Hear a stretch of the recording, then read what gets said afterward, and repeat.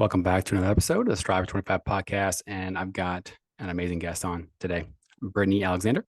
And today we're going to be talking about creative financing, talking about short-term rentals, talking about the Outer Banks in North Carolina.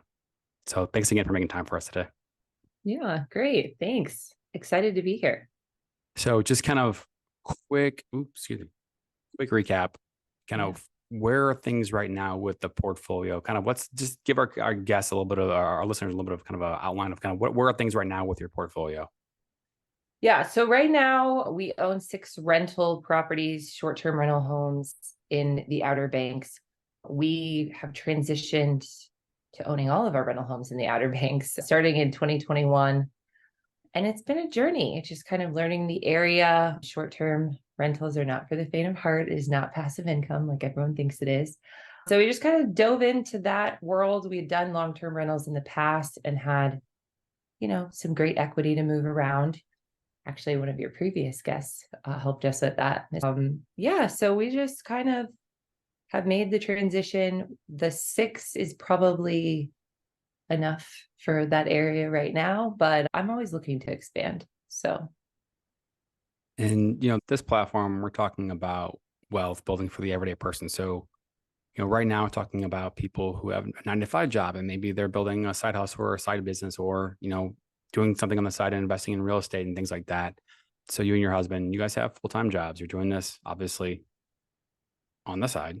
And like you said, this is not a passive thing. Short-term renting is a lot that goes into obviously managing them, but also finding them and, putting all the work in to find the right property inspections and doing a closing and all that stuff. Why go through all the hassle? Why is this worth the journey? Well, I think for us, it really is a part of a wealth plan. We understand the benefits that real estate gives you from a tax perspective. And so I think therefore holding it as a long-term investment that cash flows, it just kind of makes sense. It's something, we can utilize as a family at times, when it allows. We have to do maintenance on it. So that requires enough of us being down there that we get to enjoy the area. But really it is part of a structure that we have set up for ourselves. My husband's a small business owner, so we kind of got into the idea of small business ownership through him owning his own business, and then just kind of wanted to diversify ourselves. We had previous real estate rental homes that were in the DC area, and they weren't generating a lot of, cash flow. They had a lot of equity.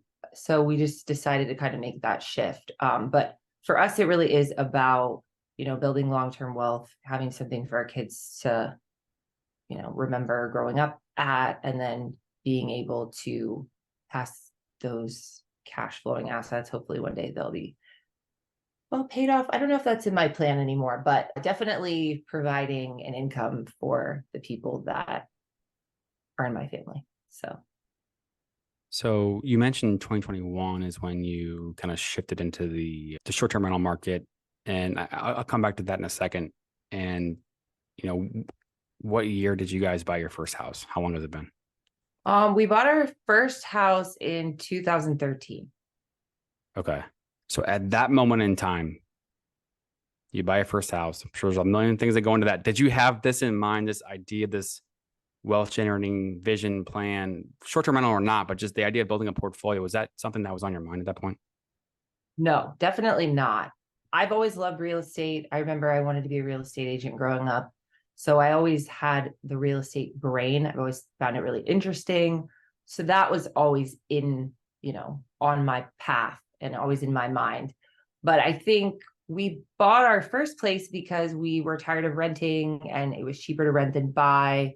And DC had a program where you could pay, they gave you, what was it, $25,000 to buy in a low income area. You had to hold the property for 5 years, live in it for 2.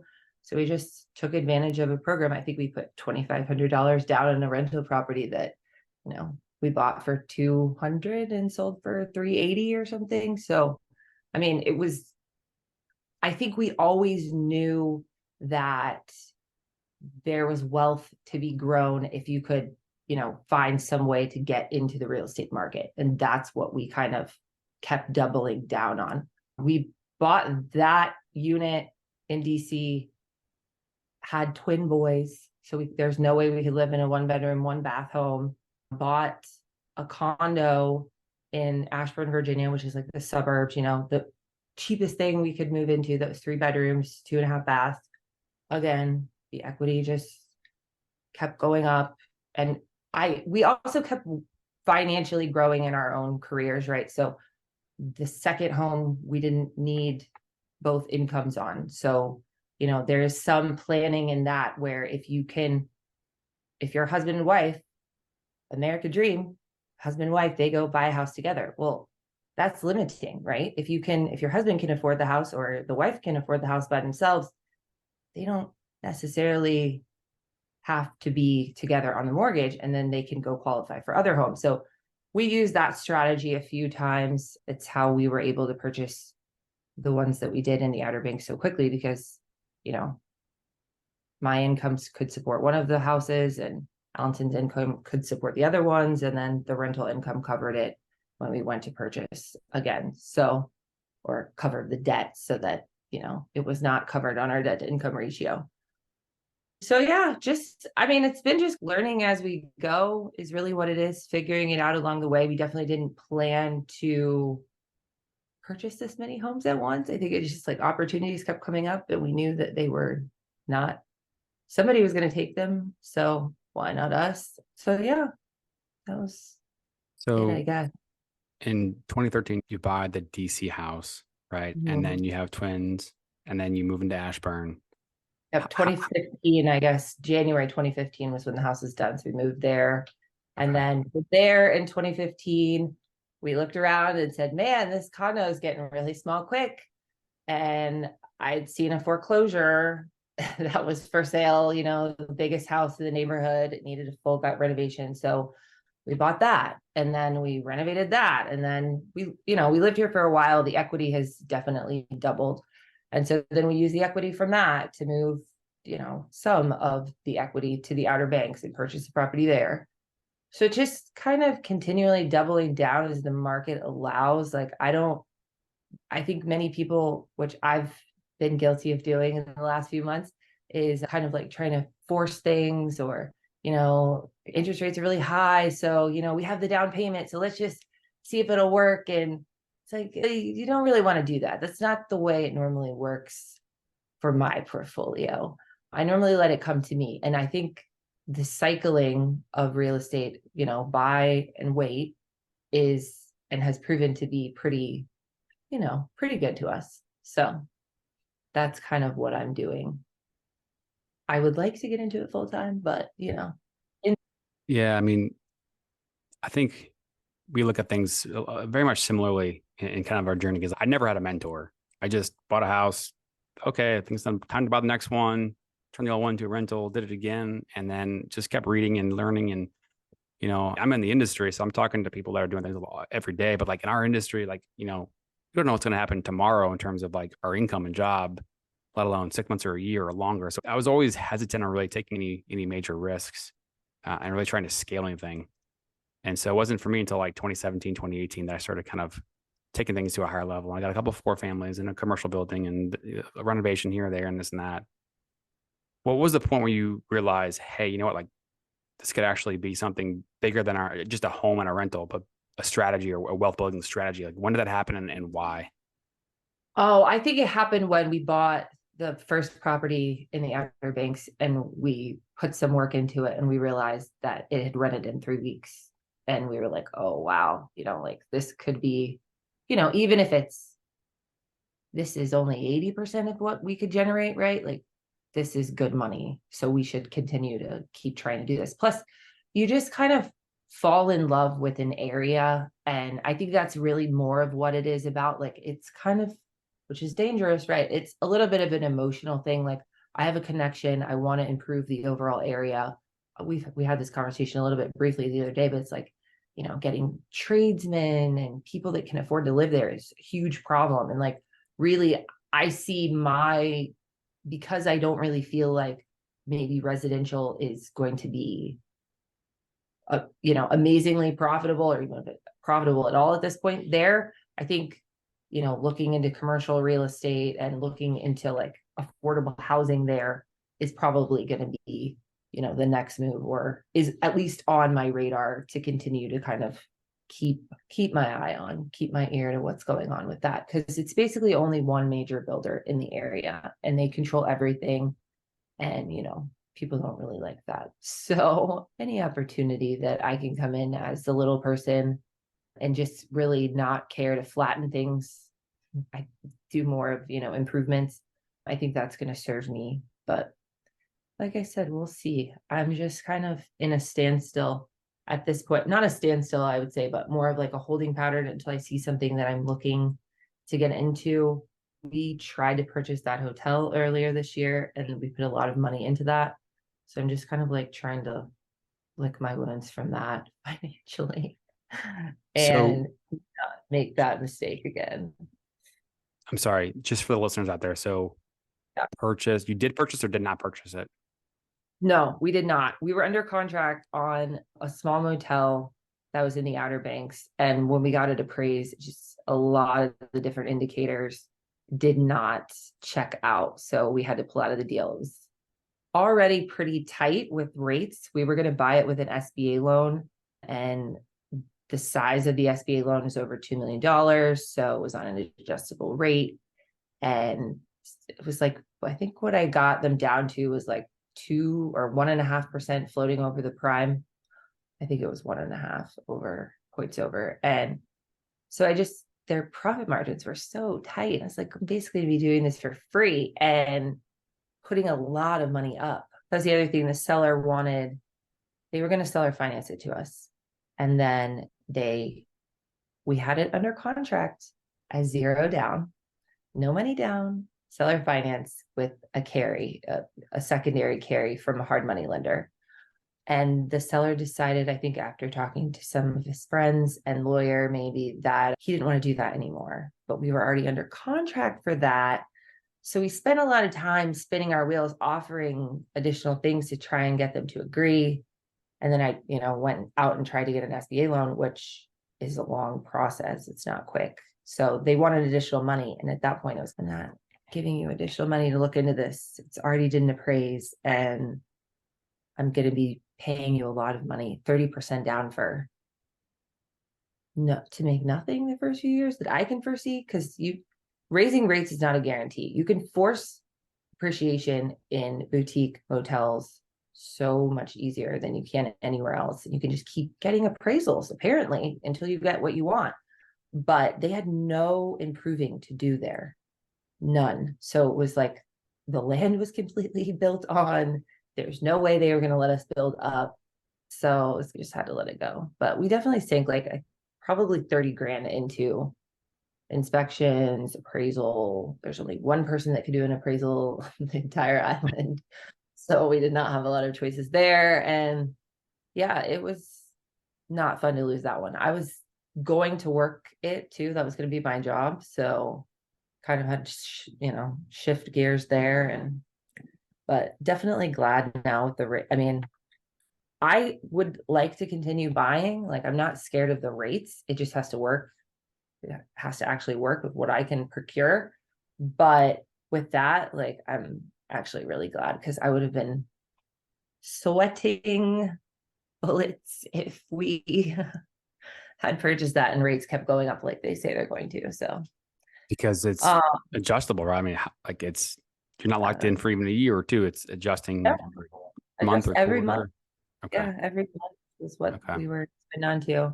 And I did look at purchasing something else recently that was a duplex, but just everything is still high.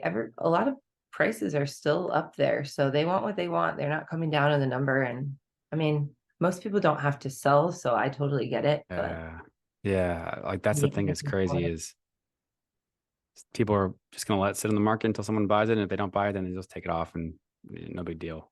I do want to kind of just take, because I want to come back to the first couple Outer Banks properties in just a second, but we're talking about this deal. And this is just, I want to be able to kind of put out the context, the ins and outs, the details of how someone goes about trying to structure a seller financing deal. Because, prices, rates, payments, out of pocket, profits, like cash flow, all these things go into a puzzle. And then you have people that are structuring creative financing to find the right combination that makes the seller happy and make the buyer happy. And so the seller wanted a certain price, right? And they weren't going to budge on that. And so you mentioned trying to get in with zero money out of pocket, which is obviously, keep your capital. It's a great deal. You can keep your money for other things, right? So Yeah. how if everything would have went perfectly, how would that structure have looked like? So I would have purchased, or I would have gotten a hard money lender, basically. It's a high interest loan, right? And I would have taken that money that the hard money lender gave me, and I would have given all or a portion of it to the seller. So the seller would have been made whole for whatever down payment that he wanted. And then I would owe whatever other money to the hard money lender, along with whatever the seller was willing to carry in the secondary position, because the hard money lender always is the primary lender. That structure is not something that most sellers are excited about. They do not want to be in the secondary position because it's extremely risky, and they don't want, I wasn't stuck on the zero down payment. That's just the way we offered it to them and they signed it. So we would have gone up from there, but we were just like, here, this is what we'll give you. This is what we can offer. We talked to the hard money lender. We told him what we were going to do. He said, fine, I don't care. Talk to the seller. But then I think once they started iterating on what that actually means, and the most risky loan to take is a zero money down loan, right? Like that's the most defaulted on. I think they're like, no, we want you to have some skin in the game, which they said, which is fine. But then it became just get an SBA loan. And the SBA loan is a 90-day plus process at this point that we were at. And we were already, 45 days into our contract. So they're like, well, just give us another $10,000. I'm like, I'll give you another $10,000 so that I can get an SBA loan, so that I can pay, 20% or 15% down probably on that is what we were looking at. And all the closing costs associated with it. And, it was killing the deal. Plus then in that transaction, the property value is going to go up because it's a structured sale. So there's no way that it was really going to work. I don't think. When you say value go up, what does that mean? So they purchased the property on the open market. It went on the MLS. It was an open market sale. They were advertising this deal on the MLS, but negotiating it with us as if we were going to do a seller finance off market, so that we would not have to pay an increase or as much of an increase in property taxes, right? They probably only would have recorded that we owed a loan for, I don't know, whatever we owed to the hard money lender. And then the other one would have been a lien on the property. But the property value would have increased I can't think of the word, in the eyes of the taxation department. Okay. So you were talking. The value would have gone up. So we would have had a higher, they bought it for 900,000, right? And we would have then purchased for 195. And they're saying, well, we put all this value into it, but the increase is going up so much, it was going to nail us in taxes. And there's not really any laws in North Carolina that allow you to kind of challenge the increase level. So it was another kind of red flag. I don't know. The other thing has nothing to do with, well, it does have something to do with this sale, but I have also gotten a little bit weary in some of my transactions lately, because I've noticed that a lot of people that are in appraisals, especially with the hospitality business, and this is short-term rentals and hospitality, but they've gotten into, and this is one of the things that turned me off from the appraisal in general, was they put in this memorandum of almost a clarification saying that any of the downturn in the market that you saw in 2020 and early 2021, that had no effect on the Outer Banks property values and market. And it just seemed very like they were selling it.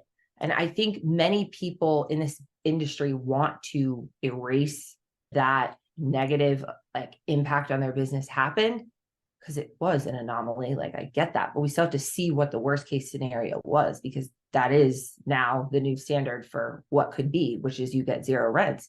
And in the Outer Banks, it was they closed the bridge down, so nobody could come and go. Even people that owned there and didn't live as residents couldn't go. So I think, all of these things combined obviously impacted, but that was one of the things that I was like, why is the appraiser writing this in here? It seems like they're almost trying to further, the business of the Outer Banks, which is great. I mean, do that, but not at my expense. So Yeah.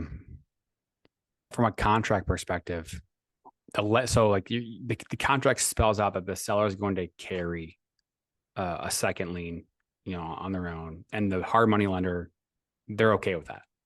They're cool with it. Okay. they're okay with it because they're taking, 10%, and they're only going to do it for a year. It's a balloon after 2 years, I think was what the longest one I could find. So, they're getting paid quickly. And if they don't, they own your property. Right. So they don't, he's fine with that. The seller who's carrying in the secondary would have been the one concerned. However, he did recoup his entire initial investment, because I was planning to give him $1 million up front. So it would have been a fine transaction. The zero down part of it initially spooked him. So then he started asking for more and more. But in the end, once we got the appraisal back, which they were trying to kind of negotiate with us in a way that we wouldn't have, like we would give them a larger deposit, so we would be locked in before we saw the appraisal. So no matter what the appraisal said, we would still be moving forward with purchasing. I was like, I got to see what this appraisal says at this point, because it was only a few weeks out. So when we got the appraisal back, it did appraise less than what they were asking, what we were paying, which it was cash flowing enough, but I don't know. Like I said, I get kind of weary nowadays about the numbers of any rental business. And I don't know if you saw this, but any vacation rental market, I mean, here on the East Coast, every single person went to Europe this summer. My entire family went. They didn't even come to the Outer Banks. So I just wonder, like, how many people were rushing because they couldn't leave, or it was complicated to leave the country. So they just chose to stay in America and go on these, one-off vacations. And now they're not going to do that again, From what I can tell, because I did have some models drawn up, some CoStar reports done, and it does seem like, it's a blip. There's a little bit of a downturn because the economy is bad, and then everything's going to bounce back to even stronger than before. But I don't know. I was willing to risk it, but then it got a little bit dicey, and I was like, this seems like too many red flags. So From a just overall schematic standpoint, so it's a motel, right? And then you come in and you change it into short-term rental. So it's a different kind of demographic, different end user, I guess. Or where does the difference, or where does the management part come in and make the overall adjustment or change? Like, what's the end game with them selling it, you guys buying and adding value? I mean, I think initially we were just going to take it over and run it exactly as they had. And because they had such a strong review base, and that was based around the fact that the owner was there running it every day from 10 to 4.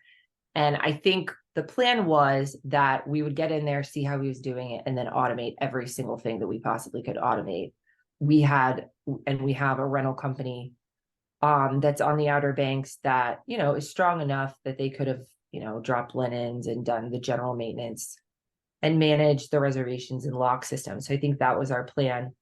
I see a lot of people saying that they're automating hotels, and I know a few people that are doing that whole boutique hotel push right now. And I just don't see how people are transitioning these mom and pop hotels into luxury resorts that then they don't have to interact with the people at all. It just seems a little bit far-fetched. And I know there's a hotel that's in the Outer Banks, and they're doing the whole like check in, don't interact with somebody that's on a video screen, and people hate that.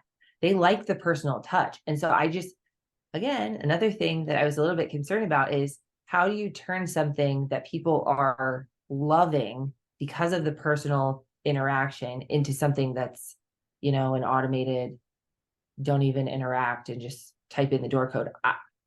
That would have been a transition that would have been an interesting ride. So we'll see. Honestly, at this point, I feel like I would prefer to buy like a Holiday Inn Express because, the people are in and out. They want the customer base. It's just the people that are having to run the business and truly be there. Those are the people who I feel like their businesses are hardest to take over. And that's basically what your banks is comprised of. The people that are successful are there running it. And so on to the next one. Does that person still own it, or did they sell it to somebody else? Or they still own it, they still have it for sale. So if the rates come down, but then it's like kind of in my world on the residential side of things, it's like, okay, prices are holding steady. Many places still going up, and the inventory is still really low. The activity is low, all-time record lows. And so it kind of defies the logic of, hey, if rates and prices should, if rates are going up, prices should probably come down, but just it hasn't happened. And I just think if we get into a situation where people are forced to sell, then there will be a lowering of prices. Because right now it's like, well, why would I sell? I literally, if I wanted to leave my house, I would have to pay $2,500 more a month to go anywhere else. So it's like, I'm not going anywhere unless I need to leave because I cannot afford to be here. Then that's like a fire sale. And that's what, just like those type of transactions are happening fewer because people could actually afford their homes to begin with. And then like for the vacation rental model, unless you hate it so much, because I could cash flow at least, break even with the worst property management company on the island. And it's like, why would I sell? Where am I going to put the money? Like I ask people all the time, where are you going to put it? And they're like, oh, in a CD. And then where after that? Because, it's just, I guess for me and for where we are in our life, it's like real estate is the best hold. So I don't know, but we'll see. It is definitely one thing that keeps me up at night is interest rates, but there's no control over it. And, I guess what keeps me up about it is because it's seemingly making it a little bit more challenging to continue to double down, right? The whole method is it's not foiled because there are definitely people doing it, but you're not going to necessarily be able to buy a high-end home right now, put a bunch of money into it, and then flip it for a profit or pull the equity out and then do that again because the interest rates are so high. To go pull your money out at this point, it doesn't normally work. Well, at least it hasn't worked for me yet. So we'll see. Yeah. And that's why I wanted to kind of just dig deeper on the seller financing process and the ins and outs, because that's what's becoming more. There's more people talking about it. You have your Pace Morbies out there and different people that are talking about the seller financing $0 in and all that stuff.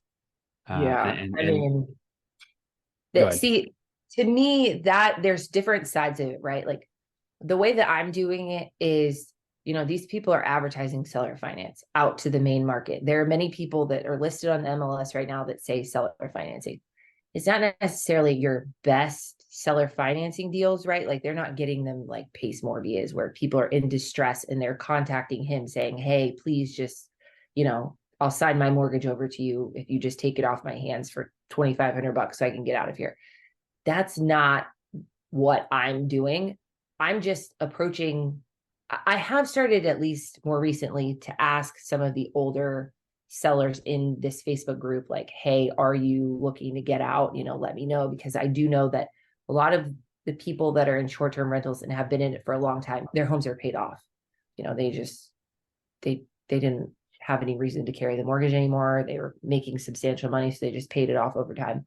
Some of them are using it as their income, so they don't want to sell. But some of them are just like, might as well have it make me money. And I haven't figured out this angle yet, but there are a substantial amount of people in the Outer Banks that hold a large portion of properties, let's say like 20 or more. And they also have a management company. And I know there's some taxable angle on that. And I don't know if it's like the next level of real estate professional or you're able to get cheaper services for your homes. But that's a huge thing, is doing like, you know, it's not self-management. It's like they have a company, they're recruiting people to them. But the person that I did the seller finance with on the property that we own currently, because I do own one that's under seller finance, he's an older gentleman, doesn't want to keep up with the work of, you know, some of his more demanding properties. They're paid off. He owns 30 of them. He has a management company. He's like, oh, let's just start basically becoming the bank, because it's a different rental, right? Like, you used the property to generate income to the point in which it could then pay off the mortgage enough to the point at which it's paid off. And then the house generates you income even when you don't own it anymore because you're the bank. I don't know.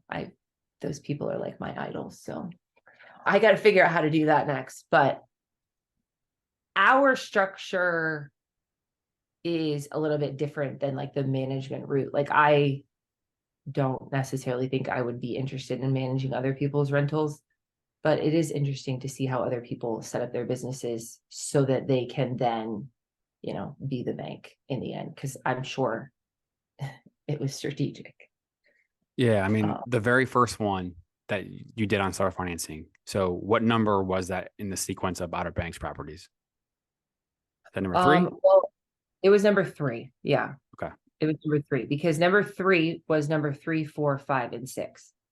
Because I purchased the last property that we bought on a seller finance, and that included a 4-home property, 4 homes on one lot. So All 2, 3 separate addresses and like, or was it like a multi? Like, was it a 4-unit property or like? It's like a 4-unit. It's not. It's one address, but then it's like A, B, C, D, or 104, 102, Okay. 104, 101, 204, 304, and 404. So I can't sell them individually, I don't think, unless I get permission to do so. But they are separate, you know, separate structures, individual houses, 2 3-bedrooms, 1 2-bedroom, and 1 1-bedroom house. So yes. And so go then ahead. that deal, how did the seller carry structure rate? What was the term or the structure on that? Yeah. So it's 30 years, 5.75%, which is so high for me a year ago. What is it? No balloon, 30 years immortalized. And what percentage was that? Like 75%, 80%, 50%? 80%, 80%. What did we put down? 15%. So Cool. Was that in 22? Is that right? Beginning of 22? We closed August 1st of last year. Okay. So I mean, Yep. so the seller was free and clear, right? So you were able to create and negotiate a 5.75 rate, which is below market. I mean, at that time, that's below market. Yeah, it was. That's what he offered it at. So That's that's awesome. what we took it at. I think it needed some work, but it was oceanfront. 11 other people bid on it. It was clearly, you know, and the market was down at that point. So not as many people were looking to purchase. But yeah, it needed it needs a lot. We put in another, $200,000, $250,000 into it. Sand work is a massive undertaking on the ocean front in the Outer Banks. So we did a bunch of work there, full exterior, windows, roof, siding. That reminds me, before I forget, where if people wanted to follow your story and learn more, maybe even ask questions, where can they reach you at or find you at? Yeah. So my main Instagram account is OBX Coastal Dunes. And that is for the properties that I was just talking about. And that's the name of the property also, OBX Coastal Dunes. We try to keep it all the same, OBX Coastal, distancing, dunes, daydreaming. So they all fit in our little brand. So I But think yeah, that just triggered my brain because I remember seeing one at a reel with Allenton spraying yeah, some sand off of a yeah. patio or something like that. Yeah. Yep, spraying some sand off of the concrete outside because there's concrete, but the sand blows onto it constantly. So it's like a weekly thing to keep it off. But yeah, so it's done. So I'm excited that it's out and people are loving it. We've had some great renters so far. We're dabbling in pet friendly rentals, which I was not really looking forward to. It's going pretty well though. Some of it is just about what you put out and, expect it to get ruined. But it is definitely going very well. So I'm excited. And we are going to be taking on self-management next year. So getting that all set up has been a fun process that I am knowing why people do have managed property manager at this point. But yeah. What's one thing that you learned or came across or a door that's opened that just 10 years ago, 4 years ago, 3 years ago, just never even like crossed your mind, wasn't even a thought in your brain? I mean, I own 4 homes on the ocean front. Like that's crazy. That's insane to me. And when I go there and I see that's just wild. But I think having any real estate investments, I was just looking to own one home. Having your nice single family home was always like the ultimate goal for me. I think that's major. I don't If know. somebody was, because I've talked about this a million times, whether someone's hearing it on it doesn't, I have no idea. But like the average age of a first time home buyer is 36 years old right now, based on 2022 data. And previous, a couple years back, it was 27, 28. And prices have gone up, rates have gone up. It's, pushed a lot of people out of from being able to afford things. But then also on the flip side, like there's so little amount of transactions, like the data can be a little bit skewed because there's just not a lot of activity. So when you have low data point, like the numbers can be skewed. If somebody gets into the game at 25 right now, and again, we have no idea what the markets are going to do in terms of prices. They keep going up. They could stay flat for 20 years, or they could go down, or any other combination. We have no idea. But if somebody gets in the game right now, buys a house, and I call this the stair step method. And in my book, I talk about 150 and a story of someone buying it at the low end for 150, saving up, buying the next one a couple years later, and then buying it for 250, turn the old one into a rental, which is what we both did. I didn't know what I was doing. I didn't have a name for it, but now I call it the stair step method. So this person then bought a 350 and then 450. So over 8 years, they bought 4 properties and turned them, now have 3 rentals and the values are $2 million. And so again, hindsight's always 2020. Values have gone up since then. But if somebody can do that today, let's just say values go up 3% on average, they've got a 10-year head start on the average person getting in at 36, which is crazy. But again, we don't. And think about it, because the value of the money is going to continue to get weaker. That is one thing that history has taught us. So if you get in now, it's like it doesn't really matter what prices do, because it is the ultimate hedge against inflation. Throw a little cash flow in there. To me, it's like I don't understand. I personally do not understand how people are not putting more into real estate. I have friends that are making a lot of money in stock market, and they invest in REITs and things like that. But to me, tangibility is key, control is important.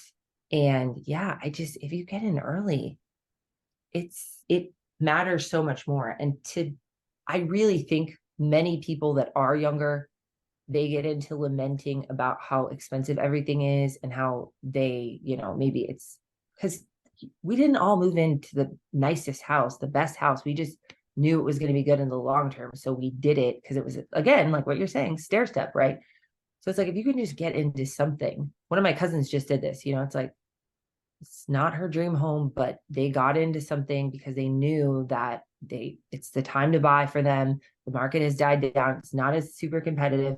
They bought something, interest rates kept going up, and now she'll be able to fix it up like she wants and turn around and sell it, when they're ready to move, and they are not throwing away another couple of years of rent. Again, with some of the programs that I know exist in the larger parts of the country, while it's extremely challenging to sometimes get in, if you can work the system, find someone who's done it and figure out how to get in to, USDA is a huge program that is under talked about. I have another friend that bought a house in a USDA loan. She said like a 2% interest rate. She put down, $0 out of pocket. They just finished putting on a whole wing on the back of their house. And there's no way they would have been able to afford to do that if they hadn't purchased for zero down, So to me, it's a no-brainer, but at the same time, I know people have limitations. But yeah, if you're young, single, going out to the bar every weekend, like there's really no excuse because there's somewhere that you can live that will at least get your foot in the door so that you don't have to continue renting. Staying with your parents is not shameful when you are saving to buy property. So just remember that, because many people I know are, living with my mom so I can save rent, like save for a house. That's what you should be doing. That's a brilliant reason. And it's honestly one of the ways that I feel like people can help each other out. Just because your parents don't have a ton of money, if they have a place to live, that's another leg up, we don't all get passed down wealth. So Yeah, I don't know, but yeah. Like the cost of living has gone up so much, people have nothing to cut. So, okay, I'm making 40 grand or 50 grand or whatever, and I have no savings and nothing to cut. So what am I going to do? And there's so many people out there. And this is one of the things that I keep talking about. There's people out there that are, okay, yeah, they have a second job or they have a side hustle or a side business, but there's creative ways to generate extra income. And those are the people that I'm seeing get ahead. It's like, okay, I don't want to be working till 65. Most people don't want to be working till 65 and retiring. And if you can figure out a way to be able to get ahead now, stockpile some cash, invest in something. I mean, real estate, cool. You and I are both real estate people, but like going back to kind of the real estate, stocks, like people, the national subconscious is get a job, have student loans, get a 401k and retire at 65. And that's just not enough. It's not enough. And Gen Z, Gen Y, that's not what we want. I think the problem that I see a lot of is it's not what we want, but I just turned 40. So people younger than me included, some of us don't know what we want. But I know that we don't want to be working till 65. And so it's like, okay, well, if you got a 401k, that's cool. But like, what if '08 happens again in 10 years, right? And all of a sudden values go to my 50%. And if you're 65 and that's all you've got, what are you going to be pulling from? You're going to be selling at the bottom and you're going to be screwed. So it's also a diversification tool. Why not you can have both.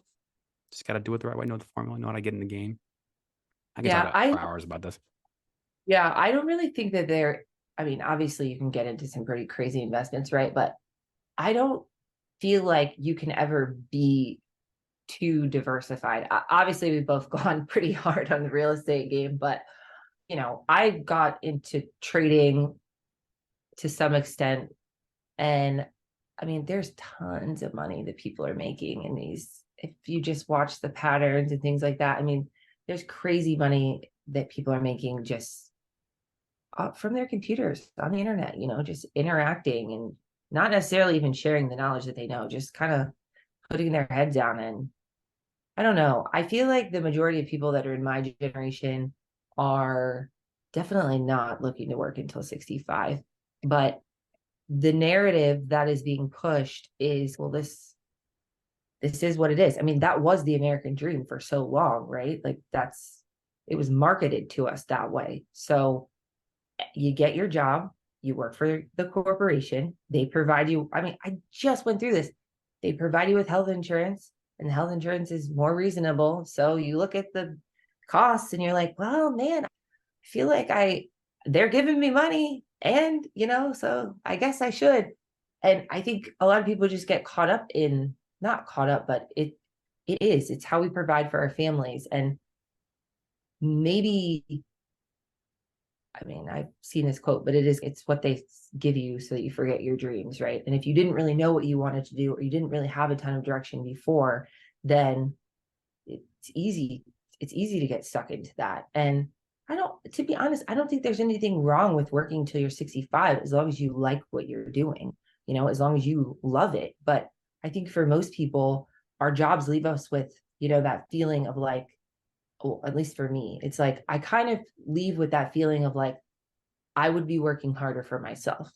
And I don't like that feeling about, doing any work. It's like, like I know I'm not chasing my dreams doing this, but it's kind of a means to an end in some way. So I'm hoping I can get out of the grind of corporate America one day, but I think for now it is providing some stability that, the overall market doesn't have. And there's something to be said for freedom, but if I had more freedom, the only thing I would be doing with my time is like buying more single family or short-term rentals or a motel and working that crazy business. So I think it's just you pick, and sometimes eventually I'll jump into it full time, but it's not quite there yet. The market's a little too unstable, and I'm very glad that I did not do that when I had the opportunity, because things have definitely slowed down a little bit. Have you guys seen any downturn in your short-term rentals? Yeah, I mean, all the way through July it was normal as is, but like August, September, October is very light compared to what's been the last couple of years. So it was interesting because June, one of our houses did not book but 1 week. And this is like, massive house that should have booked. So we didn't have very good weather in the Outer Banks, so no last minute rentals at all.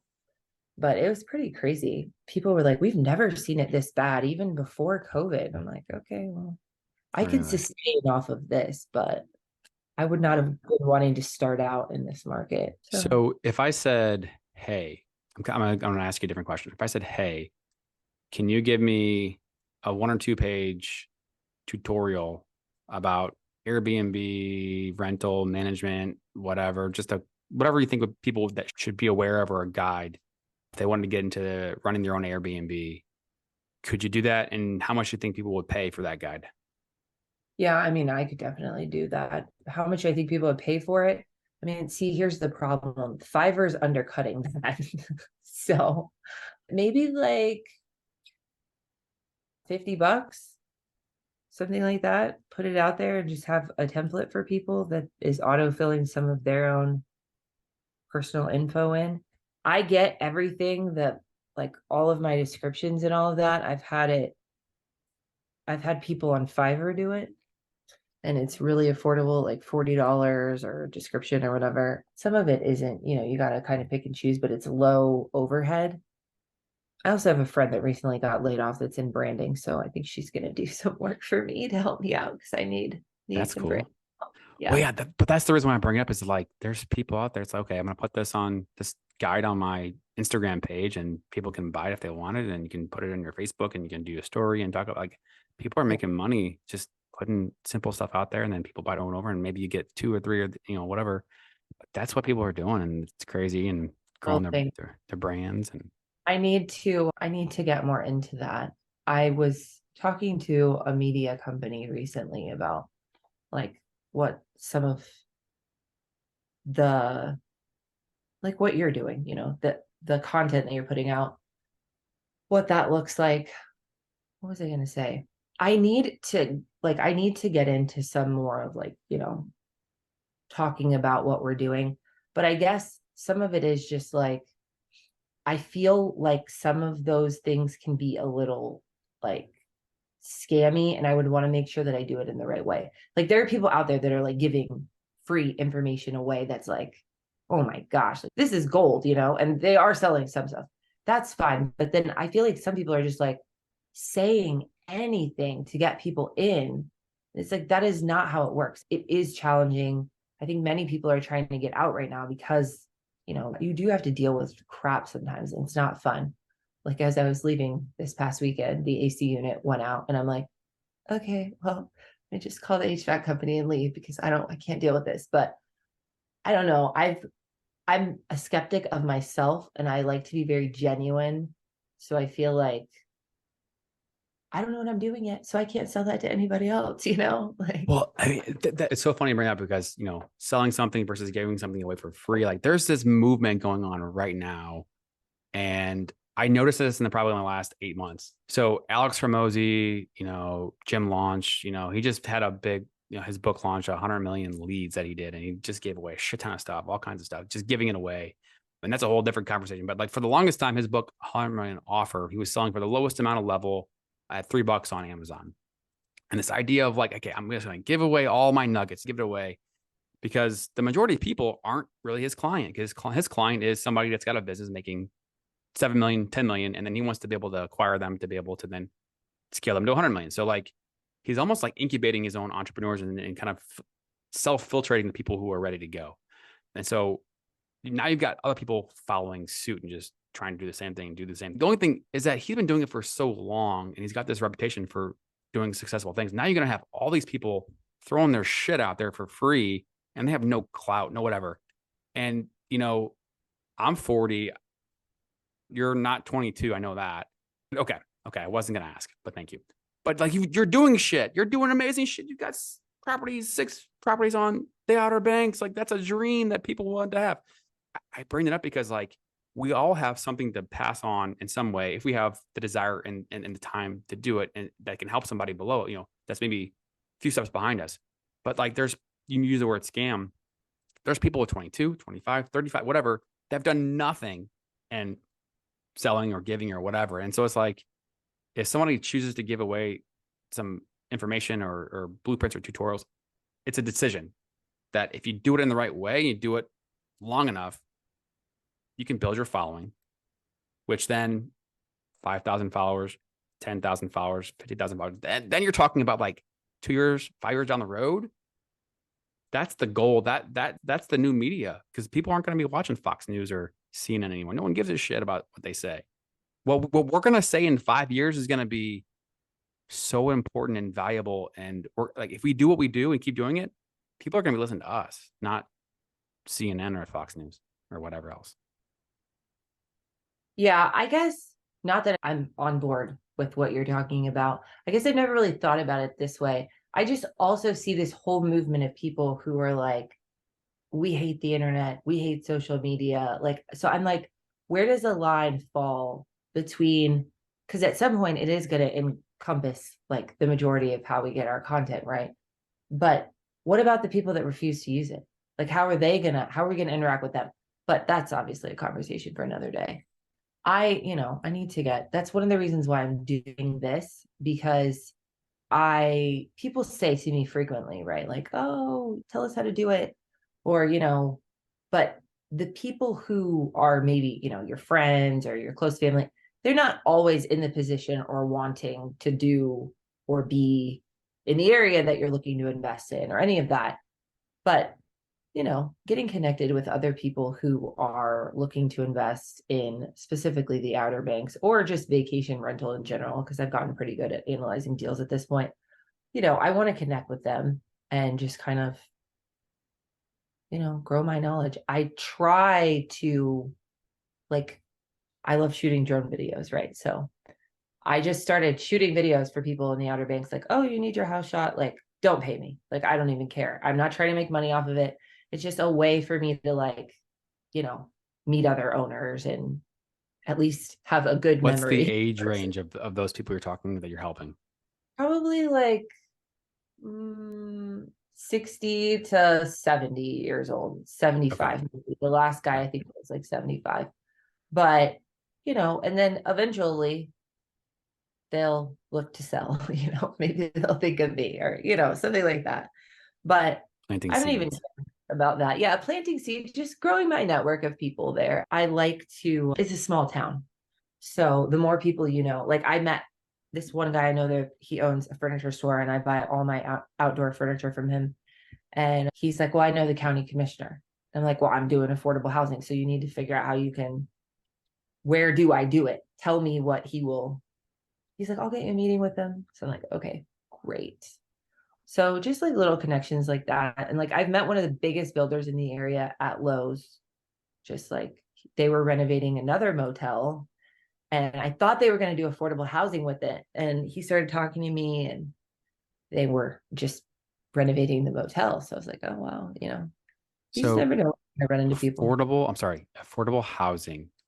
Mhm. I know what that means, but I don't, and Oh, people may or may not know what that means, but like from an actual number standpoint. So if somebody, is trying to be able, their wages are not on the higher level, maybe medium or lower, whatever that means. And they go and they want to rent a house or an apartment or whatever. And then affordable housing now is this other piece of subset of availability that's out there. Like, what does that mean from a consumer standpoint that's trying to find a home? Like, what does that, how does that benefit them, or what's the difference? yeah. So from a consumer standpoint, it's basically, it can be in conjunction with the county. Normally, it's the state and the county that get together and they decide you can, as the person that's putting up the affordable housing, I could have approached the county myself, or, they could have decided that they needed it and solicited someone to build it. But in this instance, I would be approaching, the county. And from a consumer standpoint, it's housing that the city or the county has mandated is going to be a price percentage of what is considered low income. So let's say, they deem that you can afford 20% of your income if your income is below, let's say, $2,000 a month. So they'll basically set a limit. So you can't make more than $50,000 a year and the rent will be, X amount. And it might be like a stair step. There's all different kinds of methods. It can just be like a flat rate, it's $1,200 a month for everybody that comes in, or based off of your income, we assess what we think you can afford and we rent to you for that rate. But there's a subsidy that happens for the person that owns the building, either from the building of it or from the, rent that's exchanged. Okay. So basically the county is just giving you land at a more reasonable cost, and the consumer is the person that is, at a lower income is able to apply and in some areas purchase affordable housing. So it's normally rentals, but they do have, in my county, they have affordable housing for purchase too. For a purchase, what? They have it's called affordable dwelling unit program, and it's buyer or builders get a subsidy if they sell homes for, I think it's 40% of their value. And Oh, no.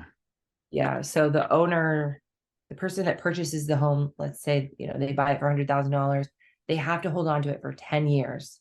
If they sell it within 10 years, they have to sell it for that low rate, a low price. But after 10 years, they can sell it for market value. I mean, that's what I'm talking about. Those like government programs, Yeah. they're hard to get into, but if you can, get into the right system or know how it functions, you can get real estate at really reasonable prices. It's definitely a way to get in if you're, not thinking you can afford to. So we're wrapping up here on time because I know you got to jump into a meeting. I've bought every single property between the months of October and February in terms of contract. I've always been buying stuff when it's cold. And at first it wasn't really intentional. And I was like, oh, I'm getting better deals. Maybe because people are not, not wanting to move or sell when it's cold outside, at least because I'm in St. Louis, right? So it's cold here in the winters. So, and I'll always find better deals.